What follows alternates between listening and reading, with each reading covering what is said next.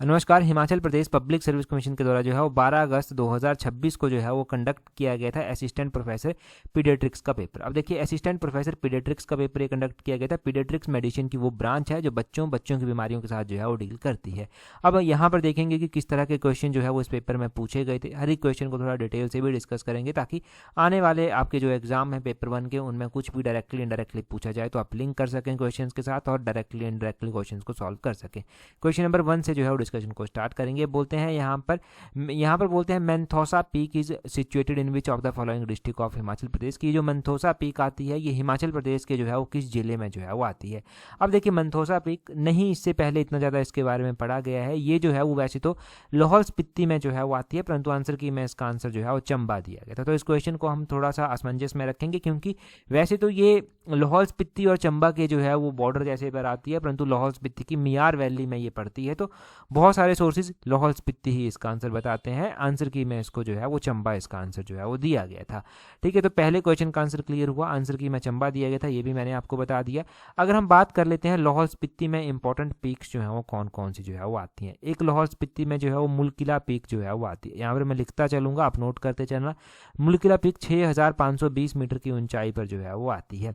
ठीक है, इसके अलावा जो है लाहौल स्पीति में गेफांग पीक जो है वो आती है। गेफांग ग्लेशियर भी यहाँ पर आता है। गेफांग पीक 6400 मीटर की ऊंचाई पर लाहौल स्पीति में आती है। श्रृंगला पीक जो है वो यहाँ पर आती है। श्रृंगला पीक लगभग 6230 मीटर की ऊंचाई पर जो है वो आती है। यहाँ पर शिंगरीला पीक भी जो है वो मैं लिख रहा हूँ, शिंगरीला पीक जो है वो यहाँ पर एक आती है। इसके अलावा जो है वो लाहौल स्पीति में मुकरबेह पीक जो है वो आती है। कौन सी? मुकरबेह पीक भी जो है वो यहाँ पर आती है। मुकरबेह पीक जो है वो 6070 मीटर की ऊंचाई पर जो है वो आती है। 6070 मीटर की ऊंचाई पर जो है वो आती है। तो ये इंपॉर्टेंट पीक्स हैं। इसके अलावा जो है वो लाहौल स्पीति में मुरंगला पीक, श्रृंगला पीक भी जो है वो आती है। ठीक है जी, तो इन इंपॉर्टेंट पीक्स को आप ध्यान रखना, ये लाहौल स्पीति में आती हैं। अगला क्वेश्चन देखिए, बोलते हैं which of the following is incorrect about central research institute Kasauli.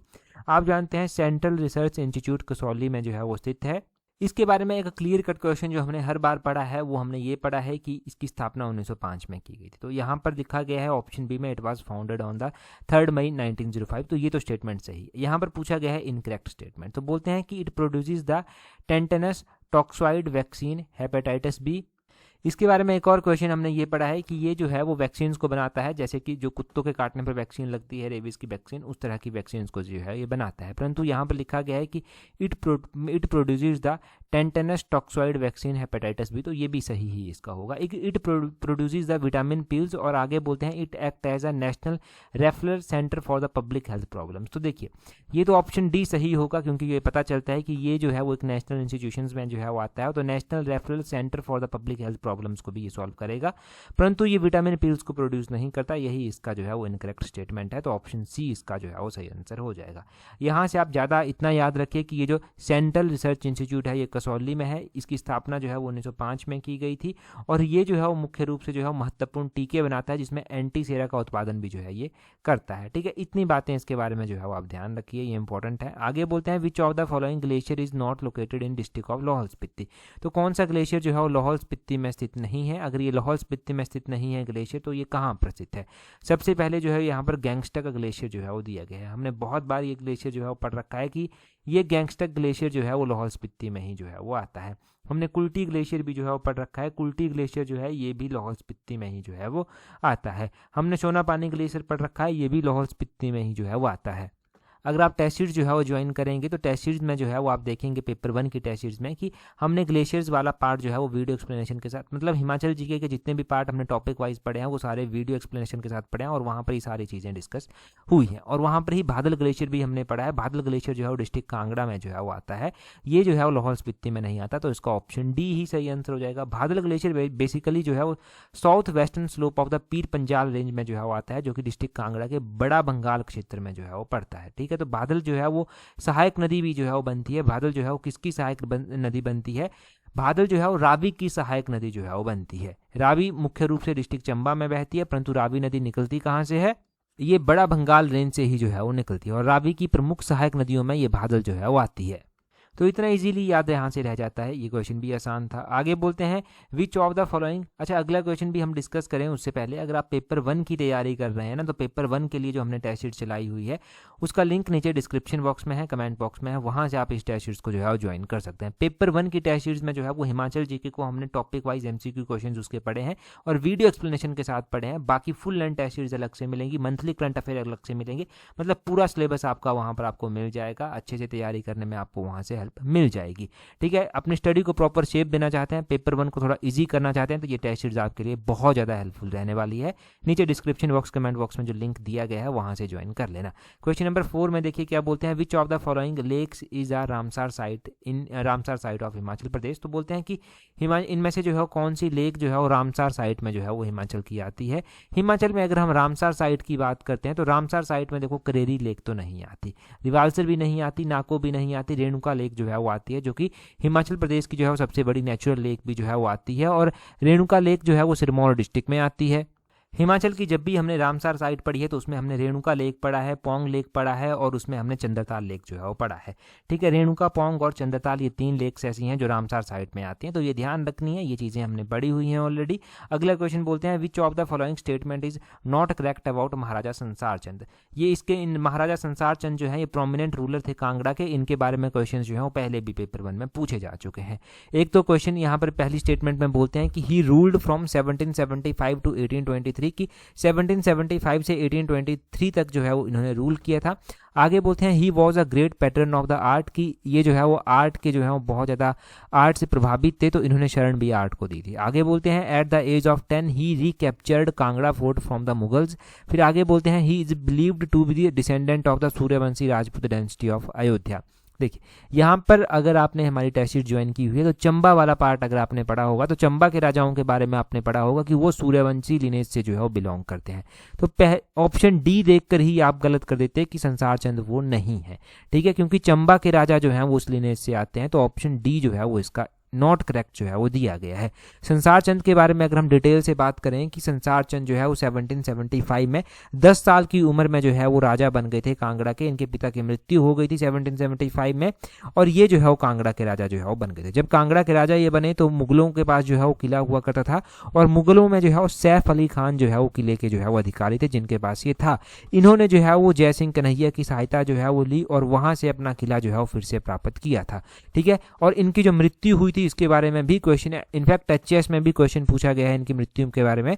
इनकी मृत्यु जो है वो 1823 में जो है वो हुई थी और 1823 में इनकी मृत्यु के बाद अनिरुद्ध चंद जो है वो कांगड़ा के राजा बने थे। परंतु कहा जाता है कि 1823 में जब इनकी मृत्यु हुई थी तो बड़े ही जो है वो ये सेटिस्फाई नहीं थे उस टाइम अपने शासन से, बड़े ही डिससेटिस्फैक्शन के साथ इनकी मृत्यु जो है वो हुई थी। तो यहाँ पर आर्ट को भी इन्होंने अपने शासन में जो है शरण जो था वो दी थी। कांगड़ा कलम जो आप पढ़ते हैं उसको भी इन्होंने शरण दी थी। तो यहाँ पर अगर आप देखेंगे पहली स्टेटमेंट भी सही है, दूसरी भी सही है, तीसरी भी सही है। ऑप्शन डी खुद ब खुद एलिमिनेट हो जाता अगर आपने अच्छे से पढ़ा है। अगला क्वेश्चन देखेंगे हमारे पास क्या पूछा गया है। यहाँ पर देखना, यहाँ पर तो सी लिखा गया है परंतु इसका डी ही जो है वो होगा। ठीक है, डी ही इसका जो है वो नॉट करेक्ट है। ये छोटा सा टाइपिंग एरर हो गया है। पीडीएफ जब आपको टेस्ट सीरीज ग्रुप में प्रोवाइड करवाई जाएगी तो वहां पर इसको करेक्ट कर दिया जाएगा। आगे बोलते हैं who was a pivotal leader of the Kunihar movement in Himachal Pradesh. तो कुनिहार मूवमेंट हमने पढ़ी है और कुनिहार मूवमेंट के बारे में हमने पढ़ा है कि बाबा कांसीराम का यहाँ पर महत्वपूर्ण योगदान था। ऑप्शन ए इसका सही आंसर हो जाएगा। बाबा कांसीराम वो थे जिनको जो है वो जवाहरलाल नेहरू के द्वारा पहाड़ों का जो है वो गांधी कहा गया था। ठीक है, पहाड़ी गांधी की उपाधि जिनको दी गई थी जवाहरलाल नेहरू के द्वारा और सरोजनी नायडू के द्वारा जो है वो इनको पहाड़ों का बुलबुल जो है वो कहा गया था। हमने ये भी पढ़ा था कि इन्होंने कसम खाई थी जब भगत सिंह, राजगुरु और सुखदेव को फांसी की सजा हुई थी, उसके बाद इन्होंने कसम खाई थी कि ये काले कपड़े ही जो है वो धारण करेंगे। तो ये बाबा कांसीराम जी के बारे में आपने ध्यान रखना है। ठीक है जी, अगला क्वेश्चन देखिए आप क्या बोलते हैं। अच्छा, कुनिहार मूवमेंट के बारे में भी थोड़ी सी जानकारी ले लेते हैं कि ये मूवमेंट जो है वो कौन से ईयर में हुई थी। कुनिहार का प्रजामंडल भी बना था, उसकी प्रमुख डिमांड्स जो था वो क्या थी उसके ऊपर भी जो है वो क्वेश्चन बनता है। इनफैक्ट मिशन एलाइड में ये चीज़ें हमने पढ़ी हुई हैं सारी की सारी। अगर हम बात करते हैं कुनिहार प्रजामंडल की तो कुनिहार प्रजामंडल 1939 में बना था। जो कुनिहार प्रजामंडल बना था बाबा कांसीराम का इसमें प्रमुख योगदान था। गौरी शंकर भी इनके साथ थे जिनका प्रमुख योगदान यहाँ पर था। इनकी जो मेन डिमांड थी वो ये थी कि जितने भी पॉलिटिकल वर्कर हैं जिनको कैदी बनाया गया है उनको रिहा किया जाए। और इसमें जो है वो लैंड रेवेन्यू में जो है वो रिडक्शन की बात की गई थी कि 25% इसमें जो है कटौती की जाए। और प्रजामंडलों के ऊपर जो बैन लगाया गया था वो बैन भी जो है वो हटाया जाए, एक रिफॉर्म कमेटी बनाई जाए। इस तरह की इनके द्वारा जो है वो डिमांड जो था वो की गई थी। अगला क्वेश्चन देखिए, बोलते हैं Wazir Ram Bahadur Singh was a leader of which of the following movement. तो यहाँ पर वजीर राम बहादुर सिंह की बात की गई है कि ये किस मूवमेंट के जो है वो लीडर हैं। अगर आपको ध्यान हो तो हमने डोडरा अखबार मूवमेंट बहुत बार जो है वो पढ़ी है। डोडरा अखबार मूवमेंट हमने पढ़ी हुई है कि डोडरा अखबार मूवमेंट जो हुई थी उसके जो मुख्य लीडर थे वो कौन थे, वो वजीर राम बहादुर सिंह थे। कई बार इनको वजीर रण बहादुर सिंह कर भी लिखा जाता है। ये जो डोडरा अखबार मूवमेंट हुई थी ये कब हुई थी? डोडरा अखबार मूवमेंट जो है वो लगभग 1906 के करीब जो है वो हुई थी, और 1906 में ये हुई थी, बुशहर रियासत में जो था ये हुई थी। तो इतना सब इसके बारे में जो है वो बड़ा क्लियर है। यहाँ पर जो है वो कुछ और मूवमेंट जो है वो आप ध्यान रखिए, जैसे कि यहाँ पर ठियोग मूवमेंट जो है वो दिया गया है। ठियोग मूवमेंट तो ऑप्शन में दिया गया है न, यहाँ पर नालागढ़ मूवमेंट भी जो है वो दिया गया है। तो यहाँ पर हम इस स्लाइड को रिवाइज कर लेंगे, यहाँ से बहुत कुछ आपका जो है सॉल्व हो जाएगा। नालागढ़ आंदोलन आपका 1877 में हुआ था। भागल विद्रोह आपका जो है 1905 में हुआ था। डोडरा अखबार विद्रोह 1906 में हुआ था। कुनिहार किसान आंदोलन 1920 में हुआ था। और चंबा सेवक संघ 1936 में जो है बनाया गया। धामी प्रेम प्रचारणी सभा 1937 में बनी थी। भागल प्रजामंडल 1938 में था। कुनिहार प्रजामंडल 1939 में था। और एक जो है ढांडरा आंदोलन हुआ था, ये 1930 में हुआ था। अच्छा, ढांडरा आंदोलन कहाँ पर हुआ था ये आप कमेंट कर जल्दी से बताइए।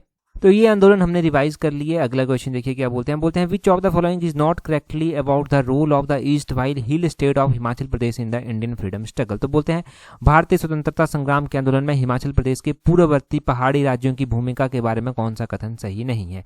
बोलते हैं a major uprising in 1857 was led by the Raja Shamsher Singh demonstrating early anti colonial sentiments की 1857 के विद्रोह के समय में जो है वो राजा शमशेर सिंह की अध्यक्षता में जो है वो एक बड़ा विद्रोह हुआ था जो प्रारंभिक उपनिवेश और विरोधी भावना को दर्शाता था। या फिर बोलते हैं कि 1898 में जो है एक किसान आंदोलन ने जो है वो रियासत और अंग्रेजों द्वारा किए गए आर्थिक शोषण और जबरन श्रम का जो है वो विरोध किया था। या फिर बोलते हैं भागमल सोहता और बाबा कांसीराम जो है वो इनके बारे में बोला गया है कि इन्होंने लोग ये की मोटिवेटर थे जिन्होंने जो है वो हिमालयन रियासती प्रजामंडल की फॉर्मेशन में रोल निभाया। या फिर Pandit Padmadev was not associated with the Indian freedom struggle. तो यहाँ पर बोला गया है कि कौन सा कथन सही नहीं है। अब देखिए अगर हम बात करें सही कौन सा है, सबसे पहले तो 1857 में विद्रोह जब हुआ था तो राजा शमशेर सिंह ने जो है वो भूमिका निभाई थी, उन्होंने अंग्रेजों का साथ नहीं दिया था, तो ये तो सही है। आगे बोलते हैं a peasant movement in 1898 protested economic exploitation. 1898 में भी एक आंदोलन हुआ, ये भी सही है। आगे बोलते हैं भागवत सोहता बाबा कांसीराम, ये भी की मोटिवेटर थे, बिल्कुल सही बात है। बोलते हैं Pandit Padmadev was not associated with Indian freedom struggle movement. कैसे नहीं होंगे, ये इनका काफ़ी रोल रहा था, अहम योगदान रहा था।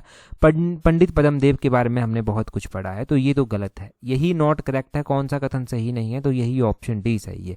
बेसिक क्वेश्चन लंबा चौड़ा था परंतु ऑप्शंस बड़ी आसान थी। अगला क्वेश्चन देखिए क्या बोलते हैं which of the following political parties of Himachal Pradesh is not registered party, जो अनरिकॉग्नाइज्ड है।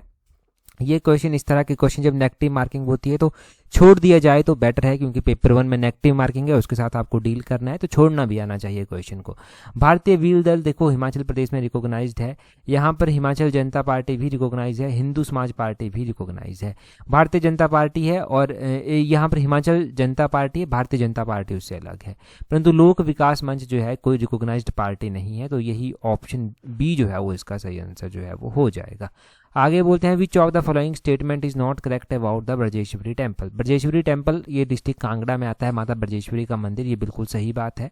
बोलते हैं it was destroyed completely in 1905 में भूकंप आया था तो यहाँ से ये डिस्ट्रॉय हो गया था, ये भी सही बात है। It was destroyed by an earthquake, ये अर्थक्वेक ही 1905 में आया था, तो ये तो लिंक हो गया, ये सही है। इट वॉज रीबिल्ट इन 1910, 1910 में इसको रीबिल्ट किया गया। अब देखिए यहाँ पर तो ये 3 स्टेटमेंट बिल्कुल सही है, परंतु इट वॉज रीबिल्ट इन 1910 ये जो है वो गलत है, ऑप्शन डी जो है वो यहाँ पर नॉट करेक्ट हो जाएगा। देखिए 4 अप्रैल 1905 में जो है वो कांगड़ा में एक भूकंप आता है बड़ी ही ज़्यादा तीव्रता के साथ। अब ये भूकंप आता है तो यहाँ से कांगड़ा में बहुत नुकसान हुआ, इनफैक्ट ये मंदिर भी जो है वो यहाँ से डिस्ट्रॉय हुआ, परंतु इसको रीबिल्ड तो किया गया और इसको 1910 में नहीं 1920 के बाद जो है वो रीबिल्ड किया गया था। तो इसीलिए ये स्टेटमेंट जो है वो गलत है। ठीक है जी, तो ये पता होना चाहिए आपको। अगला क्वेश्चन देखिए क्या बोलते हैं। अगले क्वेश्चन में बोलते हैं Naggar castle of the Himachal Pradesh was built by which of the following king. तो बोलते हैं नगर कैसल जो है वो किसके द्वारा जो है वो बनाया गया था। देखिए नगर कैसल जो है वो डिस्ट्रिक्ट कुल्लू में आता है और हम अक्सर पढ़ते हैं कि नगर जो है वो डिस्ट्रिक्ट कुल्लू की राजधानी भी रह चुकी है। अब नगर में जो ये कैसल है ये जो है वो लगभग 1460 ईस्वी में बनाया गया था वहाँ के राजा सिद्ध सिंह के द्वारा। सिद्ध सिंह जो है वो इसका सही आंसर हो जाएगा। ऑप्शन ए जो है वो इसका सही आंसर है। इसके बारे में लंबी चौड़ी कहानी हमने मिशन एलाइड में बहुत पहले पढ़ रखी है, तो अभी मैं वो नहीं करूंगा डिस्कस, परंतु यहाँ पर ऑप्शंस भी अगर आप देखते, सुशर्मा चंद कांगड़ा के राजा थे, वो क्यों बनाएंगे नगर कैसल। केहरी सिंह जो है ये बुशहर की रियासत के राजा थे, ये क्यों बनाएंगे। वासुदेव का भी कोई संबंध नहीं है इसके साथ। ठीक है, तो इस तरह से ऑप्शंस भी एलिमिनेट आप कर सकते थे। तो सिद्ध सिंह ही इसका सही आंसर जो है वो बचता था। आगे क्या बोलते हैं which of the following statement about the Kayang dance of Himachal Pradesh is correct. तो हम अक्सर पढ़ते हैं कि कयांग डांस जो है वो कांगड़ा में किन्नौर में जो है परफॉर्म किया जाता है। कयांग, बख्यांग, बयांगचू ये डांस किन्नौर के हैं। बोलते हैं कि कयांग डांस के बारे में कौन सा कथन सही है। बोलते हैं colourful mask dance performed by lamas to ward off evil spirit. तो देखिए लामास के द्वारा जो डांस परफॉर्म किया जाता है वो हम कयांग डांस नहीं पढ़ते। हम डांसेस के बारे में जब भी पढ़ते हैं तो हम पढ़ते हैं कि एक छम नृत्य जो है वो परफॉर्म किया जाता है और इसी छम नृत्य को जो है वो लामा डांस भी जो है वो बोला जाता है, डेविल डांस भी इसको जो है वो बोला जाता है। ठीक है, तो ये पहली स्टेटमेंट तो सही गलत हो गई कि ये कयांग डांस इसके इनके साथ जो है वो जुड़ता है। अब बोलते हैं before the dance they drink chhang, कि डांस से पहले जो है ये छांग पीते हैं। चलो देखते हैं। आगे बोलते हैं dance performed bye young girls in which they hold hands and spin on their fingers. तो ये हमने बात पढ़ी हुई है कि ये डांस जो है वो मैन और वुमेन दोनों के द्वारा जो है वो परफॉर्म किया जाता है। ये स्टेटमेंट भी जो है वो गलत हो गई। आगे बोलते हैं, यहाँ पर बोलते हैं a mystical dance performed by the shamans to connect with the spirit of ancestors. I think यहाँ पर लामाज होना था कि ये लामाज के द्वारा परफॉर्म किया जाता है, परंतु ये भी गलत है, ये लामाज के द्वारा परफॉर्म नहीं किया जाता। हमने पढ़ा कि इसको मैन वुमेन दोनों परफॉर्म जो है वो करते हैं। तो ऑप्शन बी इसका सही आंसर हो जाएगा कि before this dance they drink chhang. Basically ऐसे एविडेंस तो हमने नहीं पढ़े हैं जीके में कि ये छांग इससे पहले पीते हैं, परंतु हमारे पास एक ही ऑप्शन बच जाता था जहाँ से ये पता चलता है कि ये डांस कैसे परफॉर्म किया जाता है। अगले क्वेश्चन में देखिए बोलते हैं यहाँ पर बोलते हैं Shri Hariman Sharma was awarded by which of the following award. Shri Hariman Sharma को जो है पद्मश्री अवार्ड दिया गया है, ये बात हमने पढ़ी हुई है। इनको पद्मश्री अवार्ड क्यों मिला है ये भी हमने पढ़ा हुआ है। इन्होंने एप्पल की एक ब्रीड जो है वो तैयार की हुई है और जिसको इन्होंने नाम दिया हुआ है HRMN99। ये भी हमने पढ़ा हुआ है कि कौन सी ब्रीड इनके द्वारा तैयार की गई है। ठीक है जी, तो ये भी जो है वो स्टेटमेंट ये भी जो है वो क्वेश्चन आसान था। अगले क्वेश्चन में क्या बोलते हैं। अगले क्वेश्चन में बोलते हैं what is the qualifying age of the Indira Gandhi Pyari Behna सुख सम्मान निधि योजना। ये जो इंदिरा गांधी प्यारी बहना सुख सम्मान निधि योजना है इसमें 18 से 59 ईयर्स की जो महिलाएं हैं उनको कवर किया जाता है। ऑप्शन बी सही आंसर है। गिरिराज पत्रिका में ये बातें बहुत बार डिस्कस हुई हैं। इसके बारे में हमने ये भी पढ़ा है कि 2024 में ये स्कीम लॉन्च की गई थी। इसमें जो है वो महिलाओं को जो है वो फाइनेंशियल सपोर्ट जो है वो दी जाती है 1500 रुपये की पर मंथ। ठीक है, जो वादा भी सरकार के द्वारा किया गया था। तो सभी को नहीं, परंतु अभी कुछ लेवल तक की जो है वो योजना पहुंच चुकी है। तो इस क्वेश्चन को भी हम अच्छे से कवर कर चुके हैं। अगला क्वेश्चन देखिए बोलते हैं Mohit Chauhan is an Indian playback singer belong to which of the following district. ये सिरमौर से संबंध रखते हैं। ये अक्सर जो है वो गीत गाते हैं, कई बार हिमाचल में आते हैं, तो ये बातें चर्चा में आती रहती हैं। आगे बोलते हैं Kalatop wildlife sanctuary is located in which of the following district of Himachal India. तो बोलते हैं कलाटॉप वाइल्ड लाइफ सेंचुरी जो है वो कहाँ पर आती है। बेसिकली अगर आप देखेंगे तो ऑप्शन ही ऐसे दिए गए थे, यमुनानगर में नहीं है, हमीरपुर में नहीं है, सोलन में नहीं है, चंबा में ही जो है ये वाइल्ड लाइफ सेंचुरी आती है। अगर हम वाइल्ड लाइफ सेंचुरीज की बात कर रहे हैं, डिस्ट्रिक्ट चंबा में जो है वो कौन कौन सी महत्वपूर्ण वाइल्ड लाइफ सेंचुरीज जो है वो आती हैं। तो डिस्ट्रिक्ट चंबा की वाइल्ड लाइफ सेंचुरीज की अगर हम बात करें तो यहाँ पर कलाटॉप वाइल्ड लाइफ सेंचुरी, गेम्यूल सिहा बही wildlife sanctuary, Kugti wildlife sanctuary, Sechu ताना वाइल्ड लाइफ सेंचुरी आती है, तुंधा वाइल्ड लाइफ सेंचुरी जो है वो आती है। तो ये वाइल्ड लाइफ सेंचुरी जो है वो डिस्ट्रिक्ट चंबा में आती हैं। क्या डिस्ट्रिक्ट चंबा में कोई नेशनल पार्क भी आता है? नहीं, डिस्ट्रिक्ट चंबा में कोई नेशनल पार्क जो है वो नहीं आता है। ठीक है जी, ये 15-16 क्वेश्चन जो था वो हिमाचल जीके के यहाँ पर पूछे गए थे और हिमाचल जीके लगभग हम अगर आपने मिशन अलाइड को ना अच्छे से फॉलो किया हुआ है, अच्छे से फॉलो करने का मतलब है कि लास्ट अगर आप 5-6 महीनों से भी मिशन एलाइट के साथ जो है वो जुड़े हुए हैं, तब भी आप यहाँ से जो है वो मिशन एलाइट से ही 11-12 क्वेश्चन इजीली सॉल्व कर सकते थे। Mission elite plus Himachal Pradesh की गिरिराज पत्रिका। देखिए, अगर आप हमारे साथ नए जुड़े हैं तो मैं आपको बता दूं कि अगर आपको हिमाचल जीके को अच्छे से कवर करना है तो हमने जो मिशन एलाइड की सीरीज चलाई हुई है उसको आप अच्छे से कवर कीजिए। मिशन एलाइड के अलावा जो है वो एचपी गिरिराज पत्रिका, जहां पर हिमाचल के करंट अफेयर, हिमाचल की स्कीम्स, ये सब कवर होता है, उसको कवर कीजिए। और अगर आप पूरे इंडिया के करंट अफेयर्स को भी कवर करना चाहते हैं तो उत्तीर्ण सीरीज हमने उसके लिए चलाई हुई है। उत्तीर्ण सीरीज से करंट अफेयर आपके कवर हो जाएंगे। इनकी प्लेलिस्ट भी जो है वो अलग अलग से बनी हुई है। आगे बोलते हैं, which one of the following is related to the study of cells. तो सेल्स की स्टडी से जो है वो साइटोलॉजी जो है वो संबंधित है। ऑप्शन ए इसका सही आंसर है। आगे बोलते हैं, which one of the following is not characteristic of sound. तो साउंड का एम्पलीट्यूड भी होता है, फ्रीक्वेंसी भी होती है, टेम्बर भी होता है, परंतु डेंसिटी नहीं होती। ऑप्शन बी जो है वो इसका सही आंसर है। आगे बोलते हैं, 17th BRICS summit was held in which of the following country. की 17वें नंबर की ब्रिक्स समिट जो है वो कौन सी कंट्री में जो है वो हुई थी। अब देखिए, हमने जो जनवरी महीने में करंट अफेयर पढ़ा है जनवरी 2026 में, वो हमने ये पढ़ा है कि हमारे पास 18th नंबर की ब्रिक्स समिट जो है वो हुई, परंतु वहीं पर ये क्वेश्चन भी डिस्कस हुआ है साथ में कि 17th नंबर की ब्रिक्स समिट जो है वो किसने होस्ट की। तो 17th नंबर की ब्रिक्स समिट जो है वो ब्राजील के द्वारा होस्ट की गई थी। ऑप्शन बी जो है वो इसका सही आंसर हो जाएगा। अब देखिए, 18th ब्रिक्स समिट जो है वो 2026 में हमारा इंडिया ही होस्ट कर रहा है, तो 18th आपने इंडिया जो है वो ध्यान रखना है। 19th नंबर की अगर आपसे पूछ ली जाए तो 19th नंबर की 2027 में होगी और सिंगापुर जो है वो इसको होस्ट करेगा। ठीक है, सिंगापुर इसको होस्ट करेगा, तो ये आपने ध्यान रखना है। 17, 18, 19। ठीक है, अगला क्वेश्चन देखिए क्या बोलते हैं।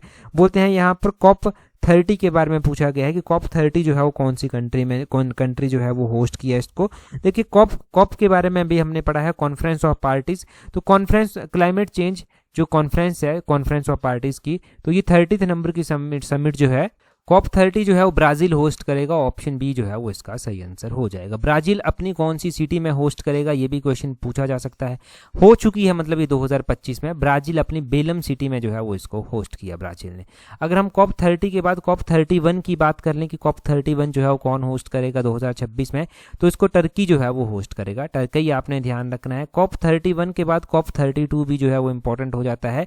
COP 32 जो है वो 2027 में जो है वो होगी और 2027 में जो है वो इसको अदीस अबाबा में, इथोपिया की कैपिटल है, इथोपिया में जो है वो इथोपिया कंट्री इसको अपने अदीस अबाबा में जो है वो होस्ट करेगी। आगे बोलते हैं, currently who is the secretary general of SAARC. तो सार्क के जो सेक्रेटरी जनरल हैं वो कौन है, वो हैं, उनका नाम आपने ध्यान रखना है, मोहम्मद गुलाम सरवर। ऑप्शन ए इसका सही आंसर हो जाएगा। ये जो है वो आपने ध्यान रखना है कि ये जो है वो सार्क जो एक समूह है, सार्क बांग्लादेश के हैं, ये मोहम्मद गुलाम सरवर, ये जो है वो सार्क के सेक्रेटरी जनरल हैं। अगले क्वेश्चन में बोलते हैं, which of the following personalities of India's was not awarded Bharat Ratna in 2024।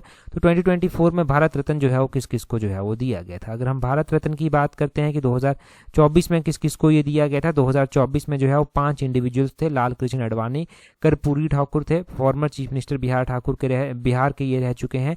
Chaudhary चरण सिंह थे, फॉर्मर प्राइम मिनिस्टर रह चुके हैं। PV नरसिम्हा राव, ये भी प्राइम मिनिस्टर रह चुके हैं। और MS स्वामीनाथन थे, इनको दिया गया। तो MS स्वामीनाथन को दिया गया, नरसिम्हा राव को दिया गया, चौधरी चरण सिंह को दिया गया, इनको नहीं दिया गया। ये नागेश्वर रेड्डी इनका नाम यहाँ पर दिया गया है, इनको नहीं दिया गया। हमने पढ़ लिया किस किस को ये दिया गया है। ठीक है, ये इंपॉर्टेंट है, काफ़ी इंपॉर्टेंट है, इंपॉर्टेंट ही नहीं काफ़ी इंपॉर्टेंट जो है ये है। अगर भारत रत्न की बात करते हैं तो भारत रत्न 2024 के आप पूरे याद कर लेना। आगे बोलते हैं, Manu Bhaker became the first Indian women to win an Olympic medal in which of the following game. तो मनु भाकर आपको पता है शूटिंग से संबंधित है। ऑप्शन ए इसका सही आंसर है। आगे बोलते हैं, which of the following countries was the runner up in the 2025 ICC women's cricket world cup 2025। तो बोलते हैं ICC जो वुमेन्स क्रिकेट वर्ल्ड कप था उसमें रनर अप जो है वो कौन सी कंट्री जो है वो रही। अगर हम ICC women's cricket world cup 2025 की बात करते हैं तो इसमें विनर कौन रहा, रनर अप कौन रहा, ये पता होना चाहिए। नवंबर 2025 के करंट अफेयर्स में हमने पढ़ा था कि इंडिया ने इसको जीता है और साउथ अफ्रीका को इंडिया ने हराया है। ऑप्शन सी इसका जो है वो सही आंसर हो जाएगा। आगे बोलते हैं, which of the following countries is not a member of BIMSTEC. तो बिम्स्टेक के मेंबर कौन कौन सी कंट्रीज इनमें से नहीं है। अगर हम बिम्स्टेक की बात करते हैं कि बिम्स्टेक के मेंबर कौन कौन सी कंट्रीज हैं, बिम्स्टेक में जो है वो आपने ध्यान रखना है कि बिम्स्टेक में बांग्लादेश, भूटान, इंडिया, नेपाल, श्रीलंका जो है वो आता है। इसके अलावा म्यांमार, थाईलैंड, ये जो है वो आता है। तो ये टोटल 7 कंट्रीज इसमें आती हैं।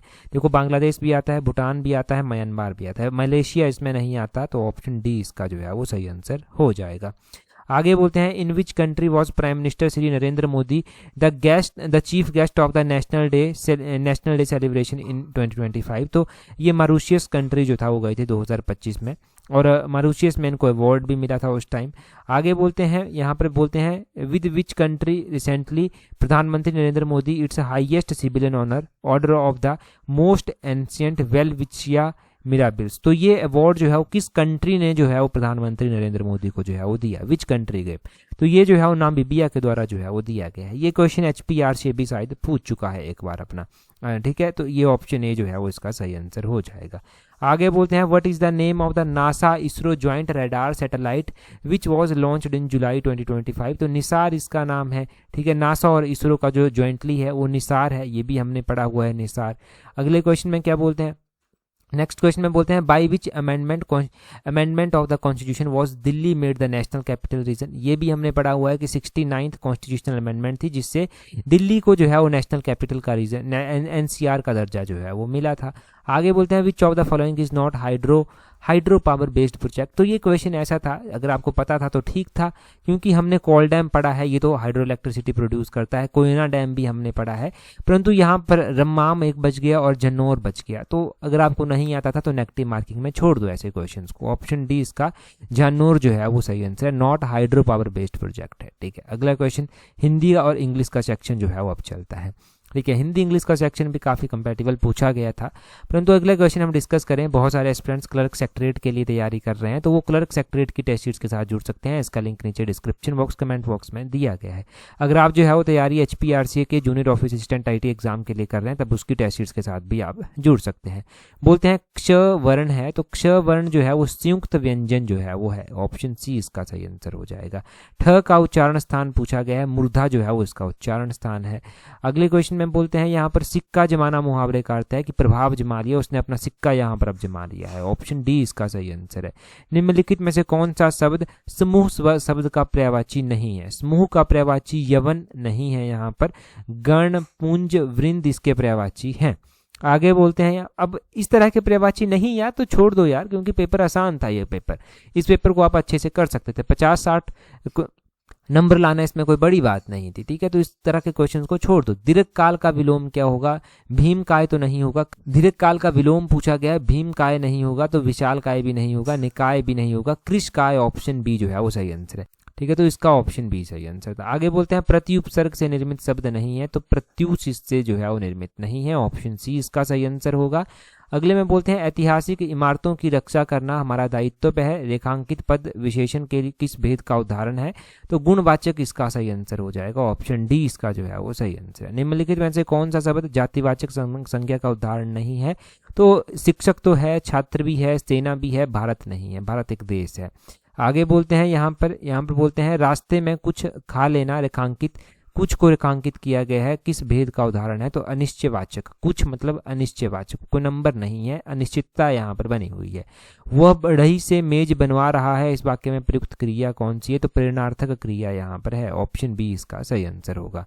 नेक्स्ट में बोलते हैं choose the correct option to fill in the blank. I am going to the grocery shop as I need to buy loafs of bread, यहाँ पर हो जाएगा a loaf of bread, a loaf होगा, a लोफ्स of नहीं होगा, loaf होगा, option A इसका सही आंसर है। आगे बोलते हैं यहाँ पर choose the correct option. I have to think I go to doctor, I might have to go to doctor, might have to, option C इसका सही आंसर है। आगे बोलते हैं choose the correct option to fill in the blank. Wait for a minute, can you इसका option B सही answer हो जाएगा। आगे बोलते हैं वेट करेक्ट पैसिव वॉइस, बोलते हैं do not worry I have already send this book to them, तो यहाँ पर हो जाएगा don't worry the book have already been sent this time, option A ही इसका सही आंसर हो जाएगा। सॉरी ऑप्शन ए नहीं, ऑप्शन बी इसका सही आंसर है, don't worry the book have already sent to them, option B इसका सही आंसर है। आगे बोलते हैं चूज द करेक्ट सेंटेंस, तो यहाँ पर option D incentives offered by the new policy attracted global attention, तो ये ऑप्शन डी इसका जो है वो सही आंसर है। अब देखिए इन क्वेश्चंस को आप वीडियो रोक कर भी डिस्कस कर सकते हैं। जिन्होंने टेस्ट सीरीज ज्वाइन की हुई है उनको पीडीएफ बेस की प्रोवाइड करवा दी गई है, वहाँ से भी आप डिस्कस कर सकते हैं हिंदी इंग्लिश के सेक्शन को खासकर। बोलते हैं choose the correct option to fill in the blanks, the house is all yours, you can take its key whenever you like, option A is इसका सही आंसर हो जाएगा। आगे बोलते हैं चूज द करेक्ट ऑप्शन, बोलते हैं I am feeling sleepy as I dash since morning, as I have been working, option C इसका जो है वो सही आंसर है। चूज द करेक्ट सेंटेंस, बोलते हैं यहाँ पर ऑप्शन डी हो जाएगा, has Yancy not told you about the new college, option D इसका सही आंसर है। आगे बोलते हैं choose the correct option to fill in the blank, the car has stopped, the fault is yours, you should have got its engine, option इसका जो है वो ए सही आंसर जो है वो हो जाएगा। बोलते हैं choose the correct indirect form, तो इनडायरेक्ट फॉर्म चूज करनी है। बोलते हैं Deven said to me I am not interested to know why you didn't attend the meeting yesterday, तो इसका जो है वो ऑप्शन जो है वो ऑप्शन सी सही आंसर हो जाएगा। Deven told me that he was not interested to know why I had not attended the meeting the previous day, option C जो है वो इसका सही आंसर जो है वो हो जाएगा। तो ये हमने कंप्लीट 50 क्वेश्चन जो है वो डिस्कस किए। कोई भी करेक्शन होगी अगर फाइनल आंसर की भी आती है, वैसे तो आंसर की टेंटेटिव जो आई है उसके अकॉर्डिंग आंसर थे, परंतु उसके बाद भी कोई करेक्शन करनी होगी तो ज़रूर की जाएगी। फिलहाल हम अपकमिंग एग्जाम्स के लिए तैयारी कर रहे हैं, उसकी जानकारी आपको पूरी दे दी गई है। टेलीग्राम पर आप जुड़े रहना, टेलीग्राम पर जुड़ने के लिए अपने टेलीग्राम से @allexam31 करके सर्च करना, आपको हमारा टेलीग्राम चैनल मिल जाएगा। आज की इस वीडियो में इतना ही है। That's all for today. Thank you very much for watching and listening it very patience.